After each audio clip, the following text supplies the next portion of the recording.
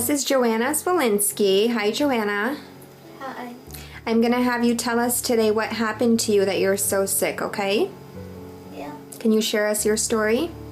Sure. When I was 14 in 2001, I went to a sleepover at a friend's house. And that night, when we were eating ice cream, they put something in it because when the older brother had given it to me, then it was sort of melted, and the three other girls were also there. Didn't say anything, and that night I peed myself, which never happened before in my life. And I lost my eyesight 5 days later, which is very important because I used to read so many books, and now I can't. And the girls the next day had stopped speaking to me, and then when we were at school, they didn't say anything either. And now, 13 years later, I want to know why they did this to me. They pretty much ruined my life. I want to know why. I mean, we were very good friends until that night, so I don't know why they did this to me, and I want to know why.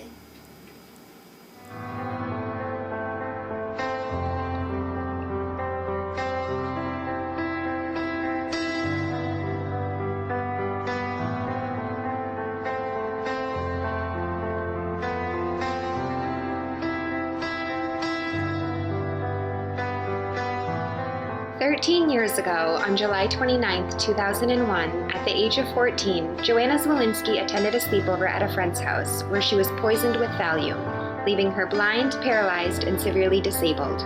Who caused this tragedy that the whole family has to suffer? A family seeking for truth and justice. After 13 years, this mysterious murder case is still unresolved. Joanna's family will never give up and will always fight to get justice for Joanna. Everyone involved in this case is living their lives free and innocent of the crime they have committed.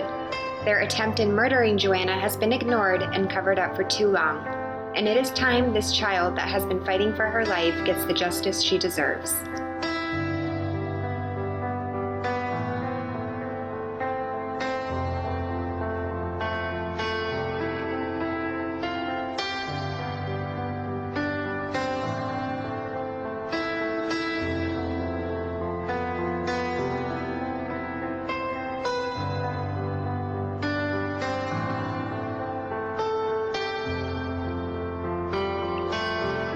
Let me tell you a story about a girl named Joanna Zwolinski. Joanna was born in Poland in 1986. She was always a healthy, vibrant, and happy girl.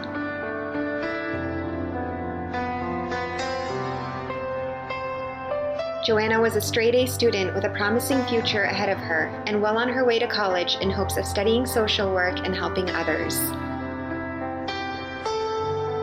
She really enjoyed ballet and was one to stand out in her recitals.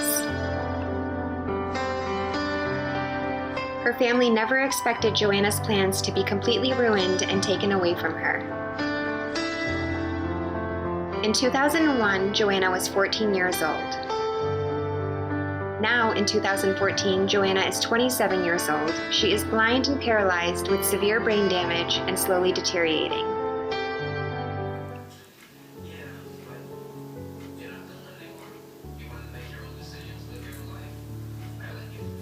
Can you feel when I touch your legs right here? Yes.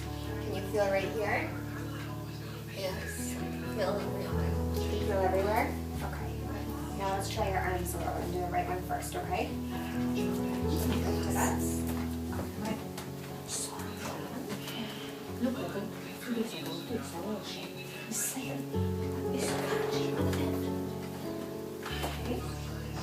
Can you grab my hand? Squeeze hard. Put a good grip. Okay, and on the other side using your other arm. Let's try this side now.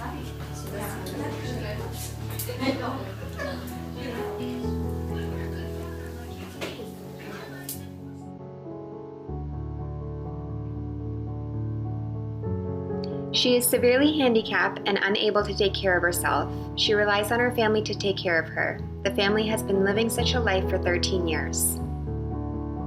What actually happened to Joanna that made her go from being completely healthy to crippled for life?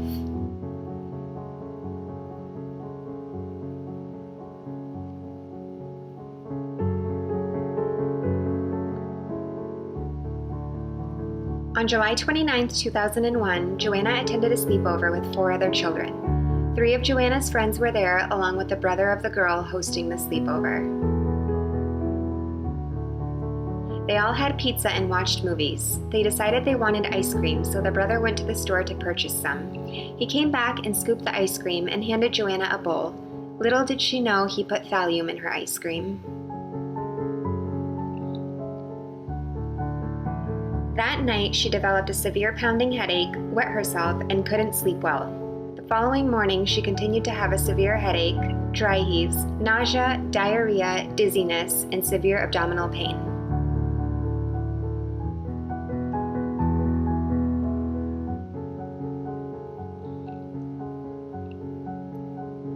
We thought she had food poisoning at first, explains her mother, but the symptoms of horrible stomach pain, nausea, and dizziness persisted, and she started to complain about her eyesight.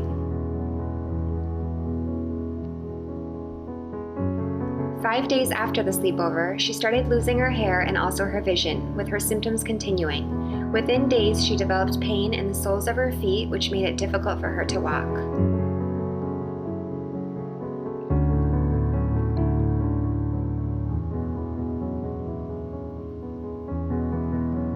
Within 2 weeks, her symptoms progressed, and she developed heart pain, arrhythmias, problems breathing, tight chest, tightness in her neck, inflamed blood vessels on her scalp, bright red spots on her arms and legs. She was very irritable, losing weight, and was now losing hair in large clumps.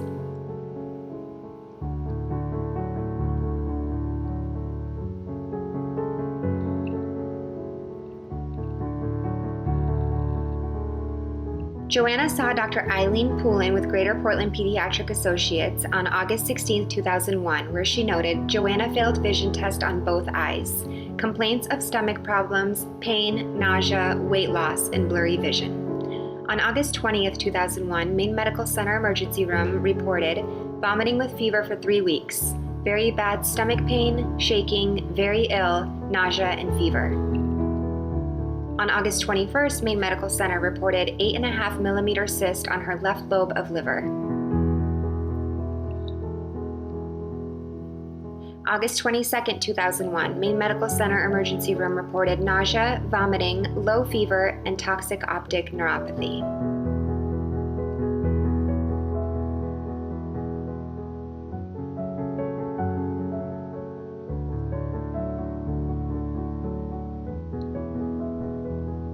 On August 23, 2001, Joanna saw Dr. Jeffrey Berman of the Maine Eye Center, who said, she has no cells in her optic nerve and there is the possibility of ingestion of a toxin.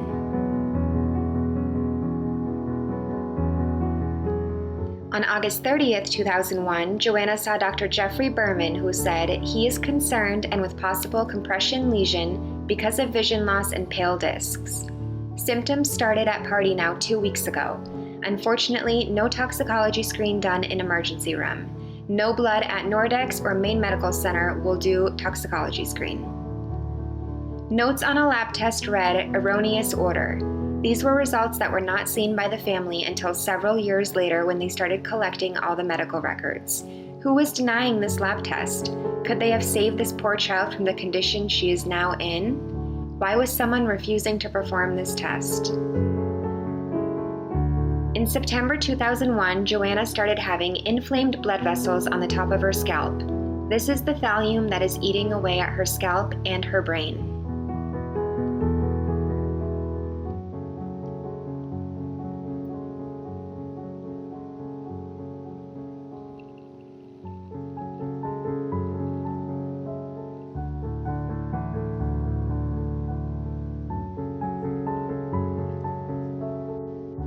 On September 4th, 2001, Dr. Jeffrey Berman confirmed optic atrophy and suggested the possibility of ingestion of a toxin such as methanol.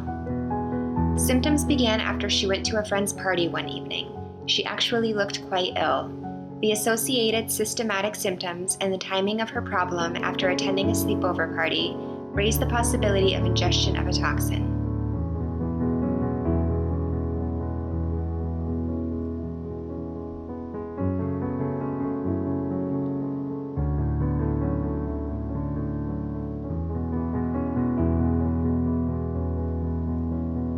Joanna was in and out of the hospital and doctor offices every day. Her family was desperate to know what was wrong with her and get her help. All these doctors started writing in their reports that they suspected some sort of toxin ingestion, but never did anything about it. She missed most of her freshman and sophomore years of high school. At times, she simply did not have the muscle power to move.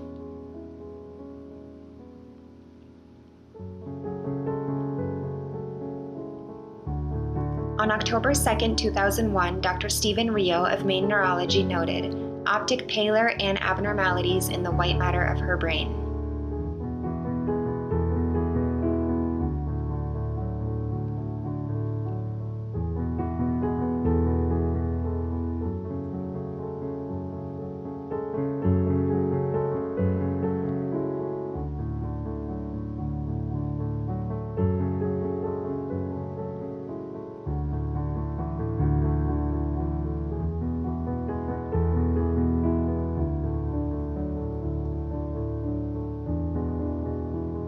Dr. Stephen Rio and Dr. Jeffrey Berman knew that there was a possibility that Joanna was poisoned, showing classical symptoms, and chose to ignore it.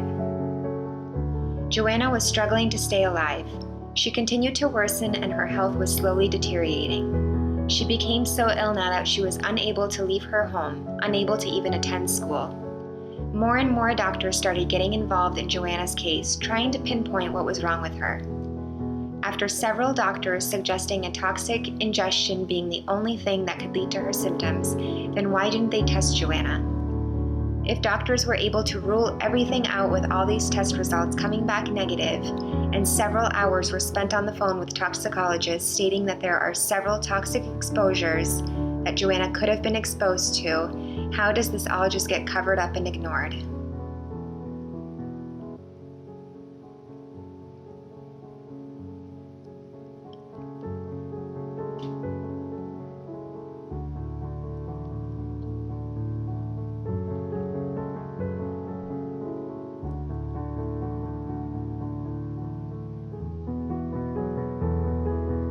On December 5, 2002, Dr. Stephen Rio conducted a motor exam where he states diminished vibratory sensation in the lower extremities and noted, the static nature of her condition does raise the possibility that she might have received a toxic substance at this party.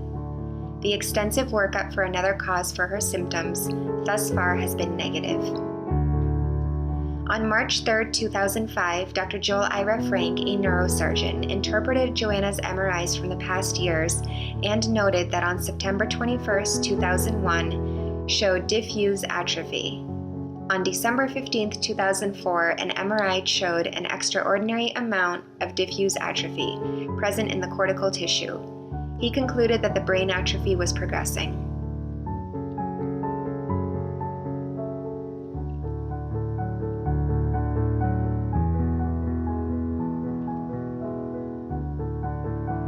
A CT scan of her brain was performed on February 6, 2006, showing cortical volume loss and cerebellar atrophy. Another CT scan that was performed on November 11, 2009, showed severe volume loss throughout the brain that was worsening.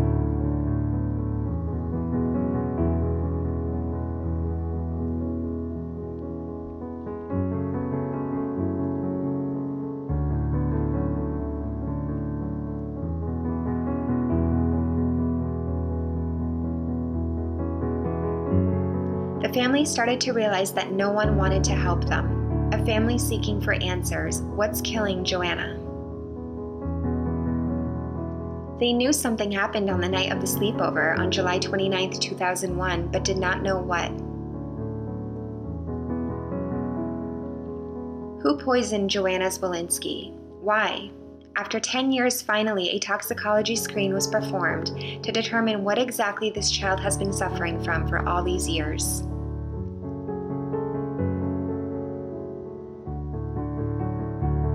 Dr. Richard Parent, a board-certified toxicologist, collected several of Joanna's hair samples for heavy metal analysis.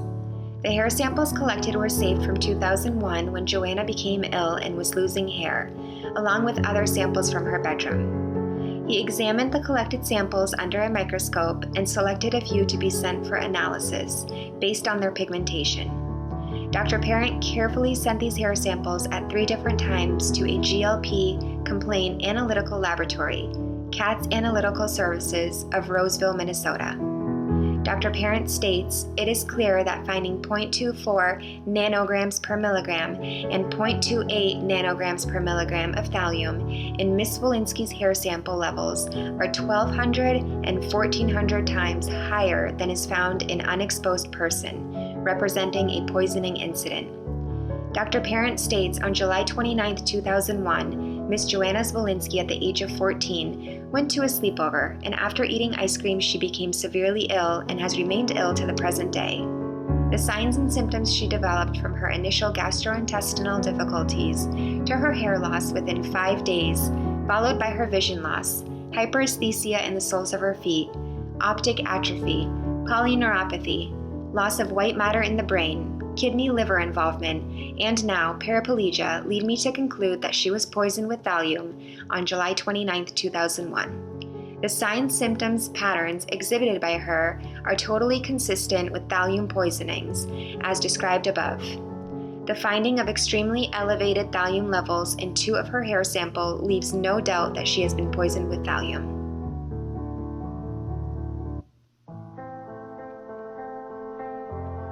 Joanna has been suffering from thallium poisoning for 13 years. Thallium is a rare heavy metal that is extremely toxic. As little as half a teaspoon can kill someone.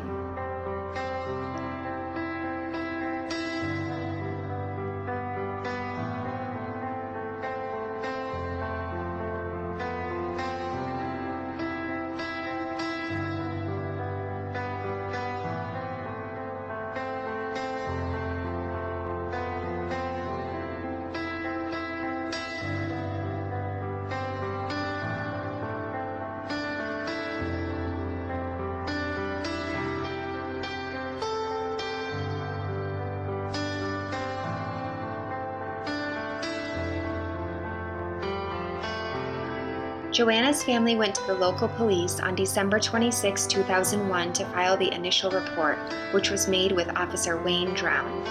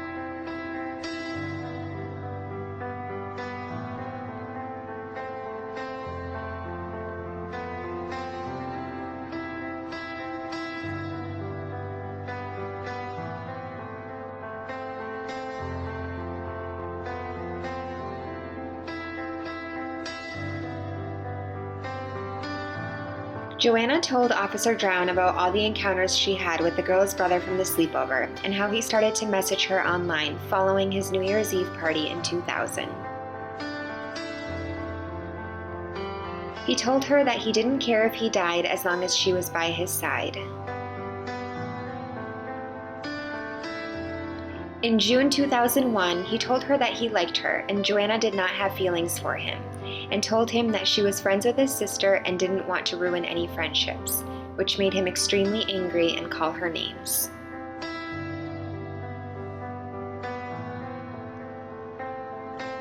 Officer Wayne Drown told the family that they could do a hair test to identify if she was given a toxin that night, and shortly after told them that it was too expensive to do such a test.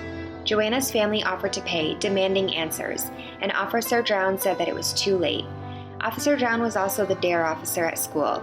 He claimed he was never able to speak to those that were at the sleepover, yet he was always at school. Joanna's mom would go to school to gather her schoolwork.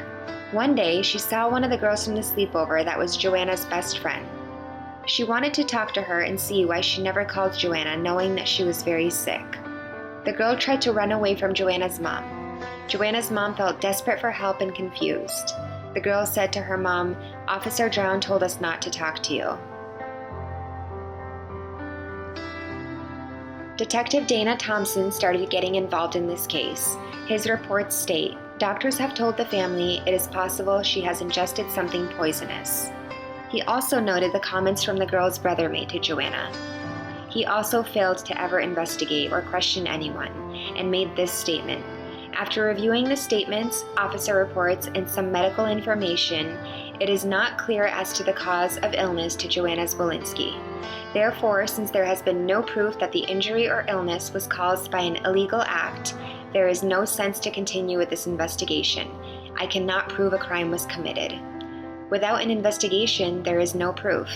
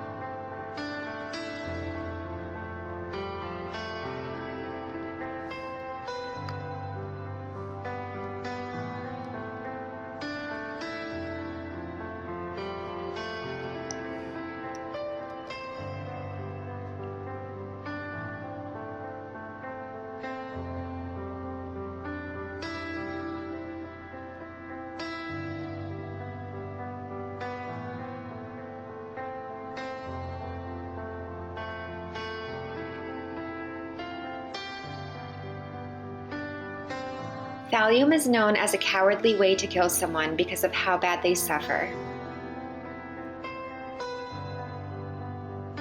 Thallium is a colorless and odorless toxic element. It is prohibited in the United States due to its toxicity and is only accessible to chemists or engineers that are in the field of manufacturing electronic devices, special glass, certain medical procedures, or within this field. The father of where the sleepover took place is a chemist engineer with access to several chemicals. He is the co-founder of a company with several patents that he runs out of his home and has chemicals like these accessible to anyone in the home. With young children present, these banned toxins should not be within easy access, nor should they be at the home.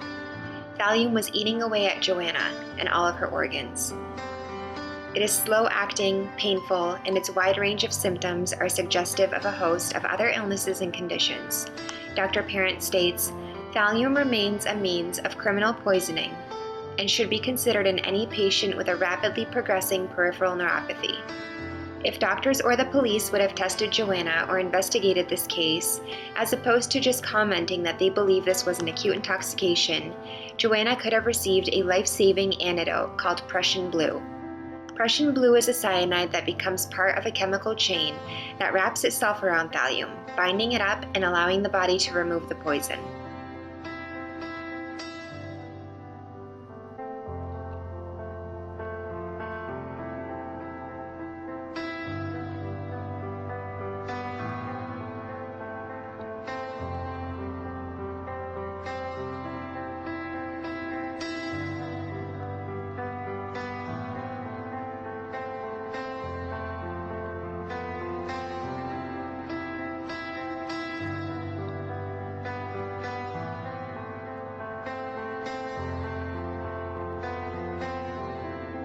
One of the children that was at the sleepover tried to kill Joanna. He liked her and she had rejected him because she simply wasn't interested.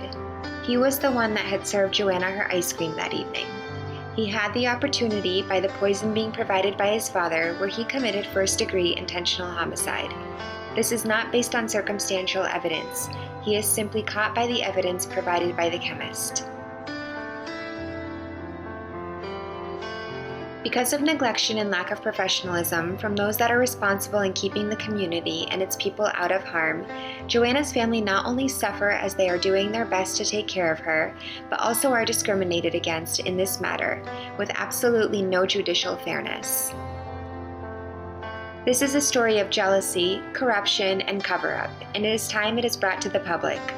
The ones that were present at the sleepover were involved in a conspiracy. They were jealous of Joanna because she was smart, beautiful, and talented, making comments to her like, "You are not good enough to be here because you are not an American." Just a few years before the sleepover, the girl hosting the sleepover was telling Joanna to cut her wrists, telling her that she does it and that it feels good. Joanna knew that this was not normal and in no way, shape, or form was going to do this. She felt bad for the girl, knowing that she wasn't very happy in life, and Joanna thought she could be her friend.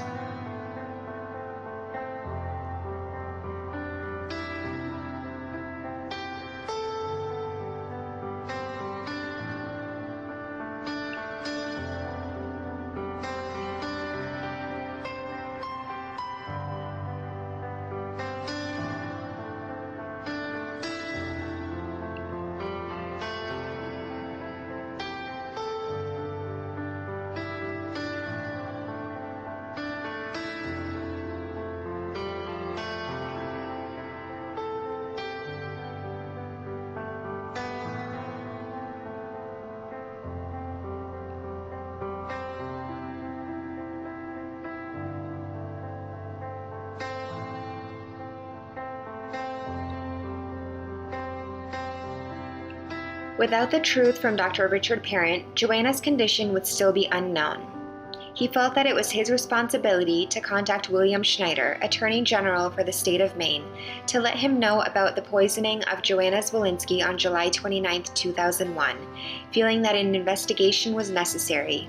The response from William Schneider was that it was now too late to investigate.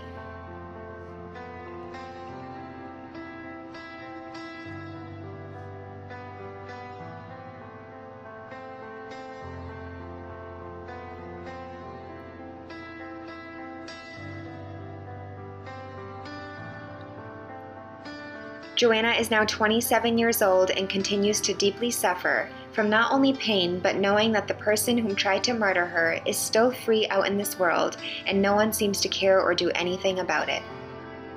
Okay, Joanna has just finished with therapy, and she is was transferred over to the edge of her bed. She cannot sit here for longer than about 10 or 15 seconds, so we are about to put her back into bed.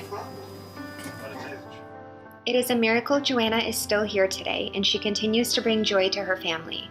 However, her medical condition is something that has ruined their dreams, and she will be in this condition forever, as the damage is irreversible.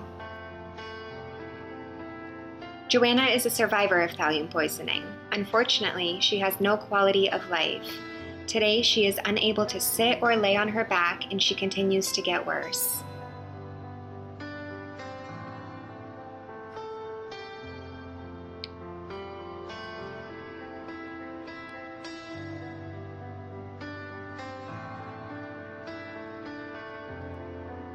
She has been receiving laser therapy treatment to try and remove the toxin from her system. This is the last hope the family has, yet they continue to stay positive.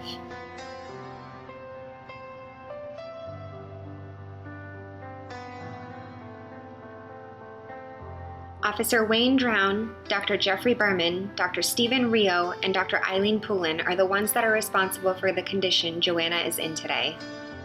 It was their responsibility to do a simple test when they knew there was an acute intoxication. Imagine if this happened to you. Imagine if this was your child. The suffering and helpless feeling of not being able to do anything. The unknown of what tomorrow will bring. Worst of all, knowing that those in power are portraying this as acceptable behavior.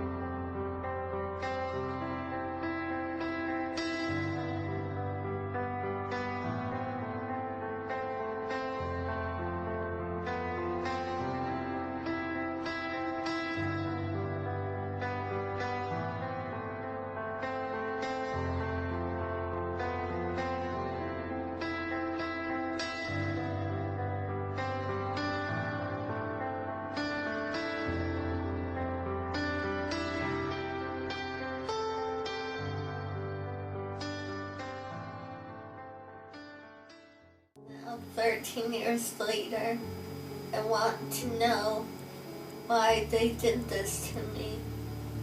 They pretty much ruined my life. I want to know why. I mean, we were very good friends until that night, so I don't know why they did this to me. And I want to know why. Okay, and where are you right now? At my room in my house. Okay, and can you leave this room? No, I'm stuck here. Because you're paralyzed? Yes. So you're stuck here in this bed. Yes. Is there anything else that you want to add? No. So you've been sick now for 13 years. Yes. This is a terrible, horrifying, yet true story. An unforgettable tragedy that no one should ever have to face. Help this family get the justice they deserve and the hopes of a better tomorrow for Joanna.